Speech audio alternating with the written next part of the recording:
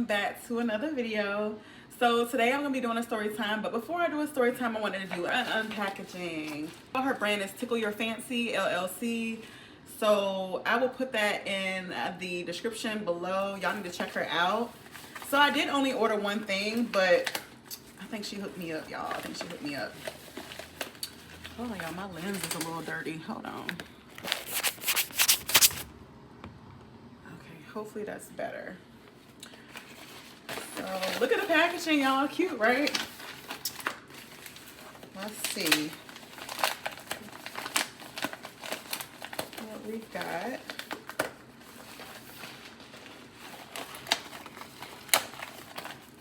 The struggle. And look, I love the confetti paper. It's so cute. It's pink. All right, let me see what we got. Oh my goodness, we got some new gloss. I just put my gloss on too. So I'm gonna drop the names of the gloss that she listed in here, or she put in the packaging. This is one of the glosses here. She hooked me, she stay hooking me up.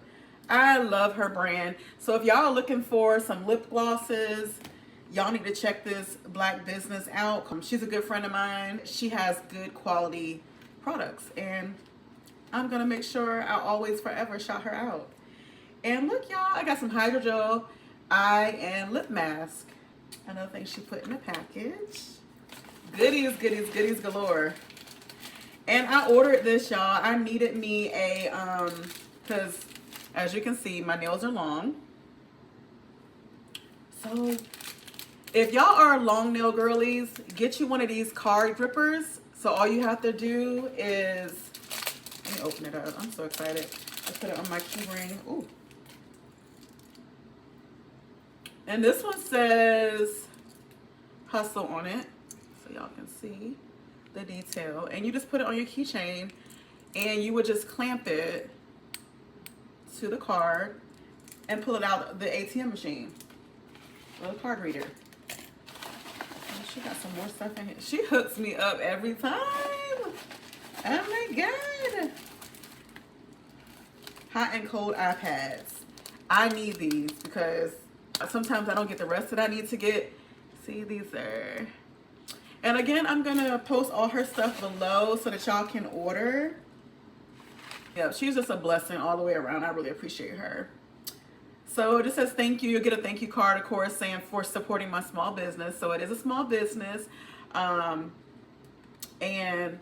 I will pin this in the description so that y'all can see, what she offers. Like I said, she has lip glosses, but she offers so much more than lip gloss. She does lip scrub, as you can see. She does card grippers. She has basically anything the girlies need. You know what I'm saying? That we need on a daily basis. So yeah, thank you a lot for sending me that. I really appreciate that. So yeah. So let's go ahead and get into the story time today. Let's get into the story time. So this story time gonna be a little different. Our girl keep my car. We're gonna call her Shauna. So this was years ago when I worked in a call center setting, and I believe that at least a lot of people here in the state of Virginia have worked at this call center. This very popular call center. It was ratchet. It was ghetto, but I got paid weekly, and I was there. You know what I'm saying? It was a check. And during this time, I met Shauna through some people that were working there or whatever. She had just started working there. We started hanging out, things of that sort. And we just got real close. And we, you know, I had me a little work boo, you know, at that time or whatever. And we all would hang out together, go to her house and hang out together and just chill or whatever. And so I just remember back then I was driving a Pontiac Sunfire. I'm not sure if y'all seen it, but I'm gonna post a picture so you can see what I'm talking about. It was a Pontiac Sunfire. I love that car. It was a two-door coupe. It was good on gas. I just love that car. And at that time she was driving an SUV. She had a nice car too.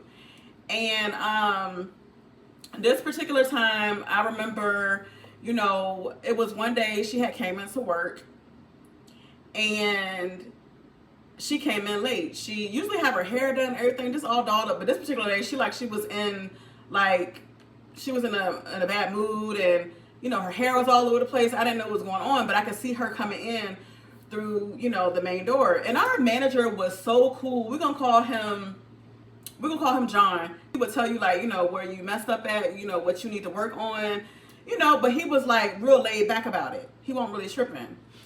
And he wasn't really big on like writing people up. So that particular day she came in, like I said, she was late. As always, she's always late. And she came in that day, and she came in, set up her computer and everything. And I was like, hey girl, what's going on? She was like, I'm going through some stuff or whatever. And I was like, okay, cool, you know, we could talk about it, you know, later or whatever. Ain't think nothing of it. So her shift ended before my shift. So I stayed, like, I worked late. She didn't stay late that night. She went home. So my manager, John, he was walking up and down the floor because he would walk the floors and be yelling like different stuff in between calls. And this particular day, he was like, tell Shauna that she's fired. Tell her that she's fired. Like, she coming in late. Like, he was telling all the business. And I'm just thinking like he joking around because he always jokes around. Tell Shauna she fired when she come in. Tell her she fired. She can't be coming in late. Da, da, da. He was saying all this stuff or whatever. And I'm just like, everybody's laughing. So I'm going along with them. I'm laughing like he is crazy. Like, you know what? I'm not thinking anything of it. So the next day she came in. She was coming in. Same thing. She was just all over the place. Came in, I don't know, she was going through it. And he had stopped her in her tracks, and he was like, didn't they tell you that you got fired yesterday? And she looked like she was about to cry. Like, I'll never forget, she was about to cry. She was upset. And I understand, because you just got fired, girl. Like, or you just found out you got fired. I did not know that he was serious that night when he was like, you know, tell whoever knows Shauna that she fired, da da da, whatever. I'm working. I'm just listening to him and listening to T or whatever he's saying. I'm not thinking nothing of it. So basically, they walked her off the floor before she could even come in and clock in for her shift. And, you know, I went about my day. I reached out to her. I couldn't get her. I tried texting her, couldn't reach her. But a couple of days went by or whatever, and she did reach out to me, and she was like, why didn't you tell me? Why you didn't tell me I got fired? Was I in the wrong? I don't know, like, because I thought, like I said, I thought that he was joking. I didn't think he was serious. She said, why you didn't tell me I got fired? Or why I found out through other people that I got let go? Why you didn't tell me? You supposed to be my friend, supposed to be cool. Now, she is right. I was her friend, and we were cool. But I didn't think anything of it because he joked so much about letting people go. I didn't take him seriously. So that's why I didn't relay the message to her. But she didn't find that ish funny. She didn't find it funny at all. I didn't find it funny in the moment, but when he was joking around on the floor, I thought he was just joking because that's what he does. But come to find out, he was serious. They were actually letting her go because she had a pattern of being late.